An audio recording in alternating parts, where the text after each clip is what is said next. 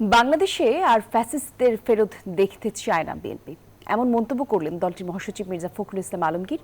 বলেছেন, আগামী নির্বাচনের উপরই দেশের রাজনৈতিক অর্থনৈতিক ভবিষ্যৎ নির্ভর করছে। দলটির সিনিয়র যুগ্ম মহাসচিব রুহুল কবির রিজভী অভিযোগ করেন, নভেম্বরে গণভোটের দাবি করে দেশে বিশৃঙ্খলা তৈরির চেষ্টা করছে জামাত। পবিত্র কোরআন এবং মহানবী সাল্লাল্লাহু আলাইহি ওয়াসাল্লামকে নিয়ে কটূক্তির অভিযোগে জাতীয়তাবাদী ওলামা দলের এই প্রতিবাদ সভা।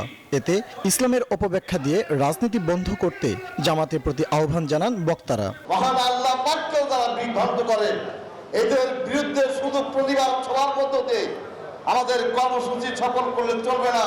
অনুষ্ঠানে বিএনপির সিনিয়র যুগ্ম মহাসচিব রুহুল কবির রিজভী অভিযোগ করেন, নির্বাচন বানচালের মাস্টার প্ল্যান হিসেবে গণভোট ও পিআরের দাবিতে আন্দোলন হচ্ছে।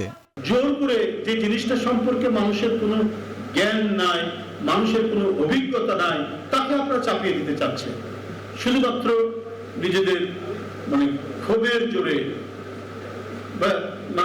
কেউ মানতে চায় না, কিন্তু মানতেই হবে।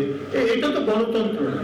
যদি নভেম্বরে গণভোট করেন এইটার জন্য যে প্রস্তুতি, তাহলে আপনার জাতীয় নির্বাচন, সংসদ নির্বাচন, তার জন্য প্রস্তুতি, এটা তো এক ধরনের বিশৃঙ্খলা তৈরি হবে। কোনটা শেষ করে কোনটা করবে, ওই সময় তো নাই। এদিকে নিজ জেলা ঠাকুরগাঁয়ে কর্মসূচিতে অংশ নেন বিএনপি মহাসচিব মির্জা ফখরুল ইসলাম আলমগীর। বলেন, গণতান্ত্রিক রাষ্ট্র গঠনে ফেব্রুয়ারিতে ভোট দিতে উন্মুখ হয়ে আছে জনগণ। রাজনৈতিক কোনো ভুল পদক্ষেপের কারণে আমরা যেন আবার সেই ফ্যাসিস্টদের নির্যাতনের কবলে না পড়ি, অর্থাৎ ফ্যাসিস্টদেরকে আমরা আর ফেরত দেখতে চাই না। 2026 সালের ফেব্রুয়ারি মাসের মধ্যেই অনুষ্ঠিত হবে এই নির্বাচনে বাংলাদেশের রাজনৈতিক ভবিষ্যৎ, অর্থনৈতিক ভবিষ্যৎ নির্ভর করছে। গণতন্ত্র উত্তরণে দ্রুত নির্বাচনের বিকল্প নেই বলেও মন্তব্য করেন মির্জা ফখরুল।